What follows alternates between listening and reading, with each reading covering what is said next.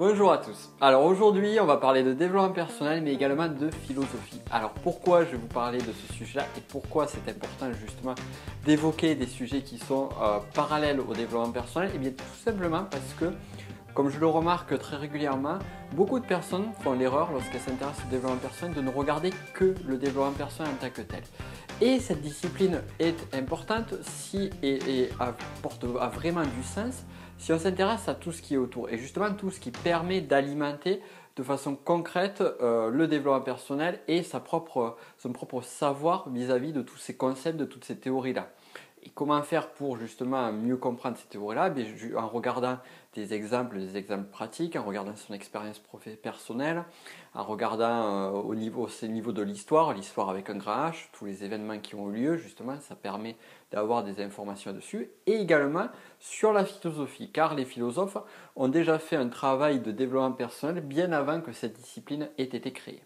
Alors, pour commencer cette nouvelle catégorie, ce que je vais faire, c'est que je vais vous parler d'Hegel et je vais vous parler de la dialectique du maître et de l'esclave. Alors, pas de panique, je vais vous expliquer ce que c'est, la dialectique du maître et de l'esclave, et surtout pourquoi c'est important pour vous. Alors, la dialectique du maître et de l'esclave, c'est quoi? Eh bien, c'est un maître et son esclave. Et donc, dans ces deux rôles différents, nous avons le maître donc, qui fait ce qu'il veut et qui a son esclave qui est pour lui qui est toujours à ses ordres. Et là, on voit déjà un premier point d'un point de vue de la liberté, c'est-à-dire que le maître, de prime abord, est libre, dans le sens où il peut faire ce qu'il veut, et il a un esclave qui va faire la vaisselle pour lui, qui va faire le ménage, qui va s'occuper de toutes les choses qui sont contraignantes pour lui.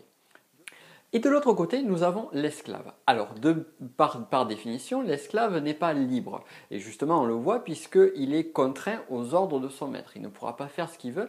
Et il sera toujours sous l'influence de ce maître qui va lui dire quoi faire et lui dire dans quelle direction agir. Ce qui est intéressant ici, c'est qu'on a deux rôles. On a le maître et l'esclave. Et ce qu'on peut voir, c'est que l'esclave donc est la personne qui est plutôt qui n'est pas libre et qui va prendre les actions pour son maître. Et le maître de son côté, qui est censé être libre, ne va faire aucune action.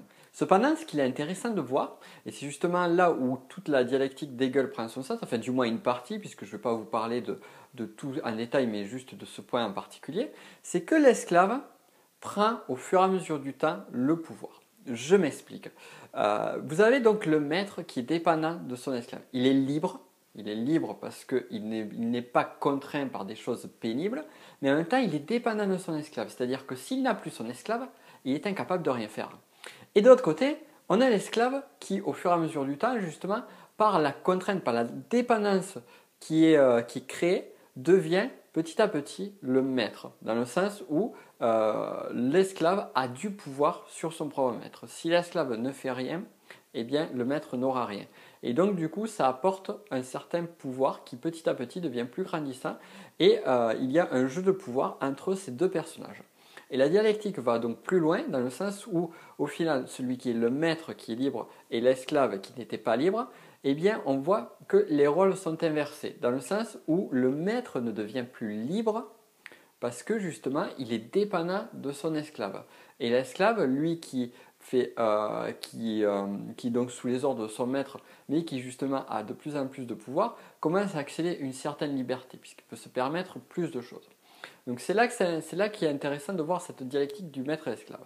Alors quel est le rapport avec le développement personnel et quel est le rapport vis-à-vis de vous-même? Eh bien, on peut retrouver cette allégorie sur beaucoup de choses. Ne serait-ce que par exemple notre relation avec les nouvelles technologies. Par exemple, vous avez votre téléphone, vous avez Internet et ces nouvelles technologies vous ont donné plus de liberté, dans le sens où vous pouvez communiquer plus rapidement avec votre entourage, vous pouvez envoyer un mail, envoyer un SMS, bref, rien qu'au niveau de la communication, ça vous a apporté beaucoup plus de liberté. Et cette technologie dont vous êtes maître aujourd'hui vous apporte plus. Cependant, arrivé à un certain moment, on devient dépendant de cette technologie. C'est-à-dire que si vous n'avez pas votre téléphone aujourd'hui, comment vous allez faire pour contacter vos amis?